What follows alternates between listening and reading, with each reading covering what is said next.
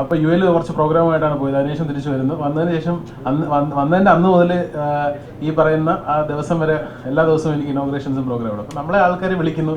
എന്നെ വിളിച്ചത് സ്കൂളിൻ്റെ ബിഹാഫിൽ JC ആണ് വിളിക്കുന്നത്.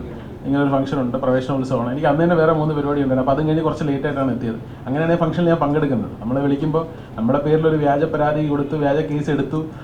കോടതി അതിന് മുൻകൂർ ജാമ്യം. പ്രത്യേകിച്ച് ഇങ്ങനെ ഒരു ഗ്രാവിറ്റി ഉള്ള ഒരു കേസിന് കോടതി ബെയിൽ തരണമെങ്കിൽ നിങ്ങൾക്ക് എല്ലാവർക്കും അറിയാം, ബെയിൽ തരണമെങ്കിൽ അതിൽ മെറിറ്റ് ഉള്ളതുകൊണ്ട് മാത്രമാണ്. അല്ലാതെ കോടതി എന്ന് പറയുന്നത് നമുക്കറിയാലോ, അത്രയും നമ്മളെല്ലാവരും വിശ്വസിക്കുന്ന ഇന്ത്യൻ ജുഡീഷ്യറി എന്ന് പറയുന്നത് അത്രയും ഡിവൈൻ ആയിട്ടുള്ള ഒരു സാധനമാണ്. നിങ്ങളെപ്പോലെ തന്നെ ഞാനും വിശ്വസിക്കുന്ന ഒരൊറ്റ തത്വത്തിൽ മാത്രമേ ഉള്ളൂ, 1000 കുറ്റവാളികൾ രക്ഷപ്പെട്ടാൽ ഒരു നിരപരാധി പോലും ശിക്ഷിക്കപ്പെടില്ല. അതെനിക്ക് ഉറച്ച വിശ്വാസമാണ്. അതിൻ്റെ ഒരൊറ്റ ബേസിൽ തന്നെ ഞാൻ ഇപ്പോഴും പബ്ലിക്കായിട്ട് മീഡിയയുടെ മുമ്പിൽ ഞാൻ ചലഞ്ച് ചെയ്ത് പറയുന്ന ഒരു കാര്യം എന്ന് പറഞ്ഞാൽ, കോടതി ഞാൻ ഗിൽറ്റി ആണെന്ന് പ്രൂവ് ചെയ്യുകയാണെങ്കിൽ ആ മൊമെൻറ്റിൽ ഞാൻ എൻ്റെ സോഷ്യൽ മീഡിയ അക്കൗണ്ടുകളെല്ലാം ഡിലീറ്റ് ചെയ്ത് ഞാൻ ആ സോഷ്യൽ മീഡിയ ലൈഫ് അവിടെ എൻഡ് ചെയ്യും. അത് അത്രയ്ക്ക് കോൺഫിഡൻസ് ഉണ്ട് എനിക്ക്. I M dam confident about that. അത്ര കോൺഫിഡൻസ് ഉള്ളതുകൊണ്ടാണ് ഞാൻ പറയുന്നത്. അത്രയും കോൺഫിഡൻറ്റ് എനിക്ക് വിധി വരുന്നവരുണ്ട്. കാരണം ആത്യന്തികമായി വന്ന വിധി വളരെ പോസിറ്റീവാണ്. കാരണം കോടതി ആ ബെയിൽ ഓർഡറിൽ വ്യക്തമായി പറയുന്നുണ്ട് ഫോൾസ്ലി ഡ്രാഗ്ഡ് ഇൻ എന്ന് പറഞ്ഞിട്ട്. അങ്ങനെ ഒരു ഗ്രൗണ്ടിലാണ്, ആ ഗ്രൗണ്ടിലാണ് എനിക്ക് ബെയിൽ തരുന്നത്. കാരണം പബ്ലിക്കായിട്ട് നടക്കുന്ന ഒരു ഷൂട്ട്, ഒരു റിസോർട്ടിൽ 10-25 മോഡൽസിനോടൊപ്പം നടക്കുന്ന ഒരു ഷൂട്ട്. ഇവിടെ അമ്മയുണ്ട്, റിസോർട്ടിൻ്റെ ആൾക്കാരുണ്ട്. 2.5 മാസം കഴിയുമ്പോൾ ഞാൻ ആ കേസിൽ പ്രതിയാവുന്നു. വളരെ എനിക്ക് ഭയങ്കര അതിശയം തോന്നി. എനിക്ക് സത്യമായിട്ട് ഇത് ഞാൻ തന്നെ എൻ്റെ വാർത്ത ഈ ദുബായിൽ നിന്ന് ഞാൻ താമസിക്കുന്ന ഹോട്ടൽ റൂമിൽ നിന്ന് കണ്ടപ്പോൾ ഞെട്ടിപ്പോയി. ഞാൻ പോക്സോ കേസിൽ പ്രതി എങ്ങനെ പ്രതിയാവുന്നു?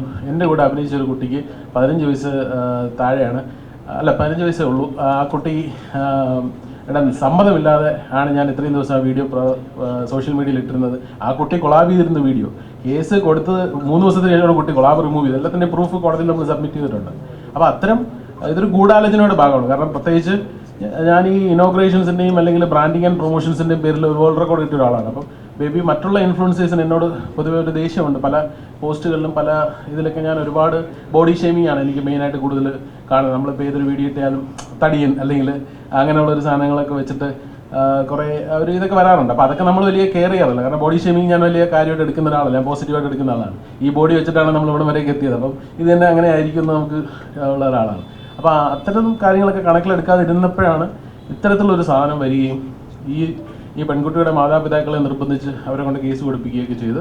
പക്ഷേ കേസിൽ മെറിറ്റ് ഉണ്ടെന്ന് നമ്മുടെ ബഹുമാനപ്പെട്ട കോടതി, ആ ഒരു കോടതിയിലുണ്ടായ ഒരു വിശ്വാസമാണ് ഇപ്പം ഞാൻ നിങ്ങളുടെ മുന്നിൽ ഇരിക്കുന്നതും അല്ലെങ്കിൽ എനിക്കിപ്പോൾ ഇങ്ങനെ സംസാരിക്കും. ആ ഒരു വിശ്വാസം എനിക്ക് അതുകൊണ്ട് ഒരുപാട് കാര്യങ്ങൾ വഴിവിട്ട് പറയാനും പറ്റില്ല. കാരണം കേസ് നിലവിൽ ഇപ്പോൾ നടന്നുകൊണ്ടിരിക്കുന്നതുകൊണ്ട് അതിൻ്റെ ഒരുപാട് ഡീറ്റെയിൽസ് എനിക്ക് പറയാൻ പറ്റും. കാരണം ഒരുപാട് തെളിവുകളുണ്ട് നമ്മുടെ ഭാഗത്ത്. ഇതൊരു ഫാബ്രിക്കേറ്റഡ് കേസാണ്, അതൊക്കെ നമ്മളിവിടെ പറയാൻ പാടില്ലാത്ത കാര്യങ്ങളാണ്. അപ്പം പൊതുവെയുള്ള എനിക്ക് പറയാൻ പറ്റുന്ന എൻ്റേതായ നിയന്ത്രണങ്ങളിൽ നിന്നുകൊണ്ട് പറയാൻ പറ്റുന്ന കാര്യങ്ങൾ ഞാൻ പറയാം. ഇതൊരു ഫാബ്രിക്കേറ്റഡ് കേസായിരുന്നു. അത് മനസ്സിലാക്കിയത് കൊണ്ടാണ് തീർച്ചയായിട്ടും ഇത്തരത്തിൽ ഗ്രാവിറ്റി ഉള്ള ഒരു കേസിൽ നമുക്ക് ബെയിൽ കിട്ടിയത്. അത് തീർച്ചയായിട്ടും നമ്മളെല്ലാവർക്കും നാളെ നമ്മളിപ്പോൾ ഇവിടെ ഇരിക്കുന്ന ആർക്കെങ്കിലും ഒക്കെ ഒരു പ്രശ്നം ഉണ്ടായാലും ആദ്യം പോകുന്ന ഒരു പരാതിയാണ്. പരാതിയിൽ FIR ലോഡ്ജ് ചെയ്യും, ഉറപ്പാണ്. പ്രത്യേകിച്ച് പോക്സോ കേസാണെങ്കിൽ FIR 100% ലോഡ്ജ് ചെയ്യും. അപ്പോൾ അവിടെ പ്രതിയായി, പിന്നെ വാർത്തയായി കഴിഞ്ഞ് കഴിഞ്ഞാൽ പിന്നെ അടുത്ത് നമ്മൾ എയറിലായി. നമ്മൾ അതിന് ശേഷം പക്ഷേ എനിക്ക് ബെയിൽ കിട്ടിയപ്പോൾ ആരും വാർത്ത കൊടുത്തില്ല. ആകെ ഈ പ്രധാനമായി ആദ്യം പുറത്തു കൊണ്ടുവന്ന ചാനലിനോട് ഞാൻ വിളിച്ച അവിടെ അതിലൊരു ഉദ്യോഗസ്ഥനോട് അഭ്യർത്ഥിച്ചു, ഈ ഒരു വാർത്തയൊന്ന് കൊടുക്കാമോ ചേട്ടാന്ന്. ആ ചേട്ടൻ വാർത്ത കൊടുത്തു. സത്യം എനിക്ക് അതിനോട് വളരെയധികം ആദ്യം കൊണ്ടുവന്ന ചാനൽ അവരെ അതിൽ ന്യൂസ് ആങ്കറിനെയാണ് ഞാൻ വിളിച്ചു. അത് വായിച്ച ന്യൂസ് ആങ്കറാണ്. അപ്പോൾ അദ്ദേഹത്തോട് ഞാൻ ചോദിച്ചു. അപ്പോൾ അദ്ദേഹം അത് വാർത്ത കൊടുത്തു. പക്ഷേ ഒരു ചെറിയ ഒരു 2 സെക്കൻഡ് വാർത്തയുടെ ചുരുങ്ങി മുകേഷ് നേർക്ക് മുൻകൂർ ജാമ്യം, അത്രേ ഉള്ളൂ.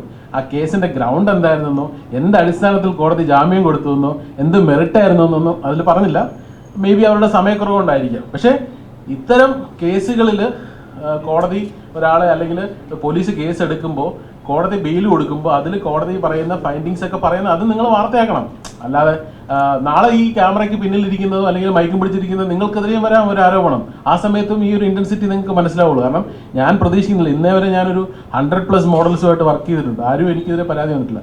ഈ പരാതി വരുന്നത് ഒരു ഇൻഫ്ലുവൻസറാണ് ആദ്യമായിട്ട് ഒരു പരാതിയായിട്ട് മുന്നോട്ട് വരുന്നത്. അതിനുശേഷമാണ് ഒരാഴ്ച അത് സോഷ്യൽ മീഡിയ കിടന്ന് ഓടി അതിനുശേഷമാണ് ഇതൊരു പെൺകുട്ടിയുടെ പാരൻസിനെ കൊണ്ട് പരാതി കൊടുപ്പിക്കുന്നത്. അപ്പം ഇതൊരു ഫേക്ക് കേസാണെന്ന് കൊച്ചുകുട്ടികൾക്ക് അറിയാമെന്നുള്ള കാര്യമാണ്. പക്ഷേ വീണ്ടും ഇതുപോലൊരു പരിപാടിയിൽ എന്നെ ഇൻവൈറ്റ് ചെയ്ത് ഞാൻ പോയി പങ്കെടുക്കുന്നു.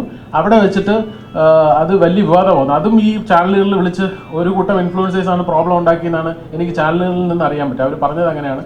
അപ്പം നിങ്ങൾ കണ്ടില്ലേ, പോക്സോ കേസിൽ പ്രതി സ്കൂളിൽ മുഖ്യാതിഥിയായി വരുന്നു, സമ്മാനങ്ങൾ കൊടുക്കുന്നു, കുട്ടികളെ സെൽഫി എടുക്കുന്നു, കുട്ടികൾ അയാളുമായിട്ട് സെൽഫി എടുക്കുന്നു, ഇതൊക്കെ തെറ്റല്ലേ, നിങ്ങൾ എന്ത് വാർത്ത കൊടുക്കുന്നില്ല എന്ന് ചാനലുകളിൽ എല്ലാ ചാനലുകളിലും പ്രമുഖമായ എല്ലാ ചാനലുകളിലും കോള് പോകുന്നു. അതിൻ്റെ അടിസ്ഥാനത്തിൽ അവർ വാർത്ത കൊടുത്തു, മന്ത്രിയെയും സ്കൂൾ അധികൃതരെയും വിളിച്ച് വിശദീകരണം തേടി, അങ്ങനെ ഉണ്ടായൊരു സംഭവമാണ്. നമ്മൾ ഉദ്ഘാടനത്തിന് വിളിച്ച് നമുക്ക് പോകാതിരിക്കാൻ പറ്റുമോ? നമ്മൾക്ക് എന്തെങ്കിലും ഒരു ഇതുണ്ടെന്ന് തോന്നുന്നതുകൊണ്ടാണ്, വേറെ എത്രയോ ഇൻഫ്ലുവൻസ് ചെയ്തിട്ടുണ്ട്, അവർ എന്നെ വിളിക്കുന്നതുകൊണ്ടാണ് ഞാൻ പോകുന്നത്, അല്ലാതെ എല്ലാവരെയും വിളിക്കണമെന്നാണ് എൻ്റെ ആഗ്രഹം. ഇപ്പം എന്നെ മാത്രം അല്ലെങ്കിൽ പ്രൊമോഷൻ വിളിക്കണം, അല്ലെങ്കിൽ ഇനോഗ്രേഷൻ വിളിക്കുന്നത് ഞാൻ ആഴത്തും നിർബന്ധം പിടിക്കാറില്ല, എന്നെ വിളിക്കുന്നതുകൊണ്ടാണ് ഞാൻ പോകുന്നത്. അപ്പോൾ ഇതിപ്പോൾ 2 ദിവസം കഴിഞ്ഞ് വേറൊരു കോളേജിൽ വിളിച്ചിട്ടുണ്ട്. നിങ്ങൾ എന്നെ പറയണം ഞാൻ ആ കോളേജിൽ പോകാതിരിക്കണോ? ഒരു എഞ്ചിനീയറിംഗ് കോളേജിലാണ് വിളിച്ചിരിക്കുന്നത്. ഞാൻ എപ്പോഴും അവരോട് പറയുന്നുണ്ട് ഞാൻ വരണോ വേണ്ട, വന്നാൽ കൂടുതൽ വിവാദങ്ങൾ ഉണ്ടാവും, വേണ്ട. അപ്പോൾ അവർക്ക് അതാണ് ആവശ്യം. അപ്പോൾ ഞാനെന്ത് പറയാനാണ്? അപ്പോൾ ഞാൻ അങ്ങനെ അവരോട് ഇപ്പോൾ സംസാരിച്ചുകൊണ്ടിരിക്കുകയാണ്. അപ്പോൾ എന്താണ് നമ്മൾ ചെയ്യേണ്ടത്? ഇത്തരം അവസ്ഥയിൽ വന്നു കഴിഞ്ഞാൽ നിങ്ങൾക്ക് ഊഹിക്കാന്നുള്ളതല്ല. കാരണം ഒരു പരിപാടിയിൽ ഇന്നലെ പങ്കെടുത്തൊരു പരിപാടിയിലും വേറൊരു പരാതി ഉണ്ടായാൽ അവിടെയും കേസാണ്, മനസ്സിലായില്ലേ? അത്ര പബ്ലിക് പരിപാടിയാണത്. പുതിയ വാർത്തകളും വിശേഷങ്ങളും ഇനി വിരൽ തുമ്പിൽ. എല്ലാ ഡിജിറ്റൽ പ്ലാറ്റ്ഫോമുകളിലും ഇപ്പോൾ സീ മലയാളം ന്യൂസ് ലഭ്യം.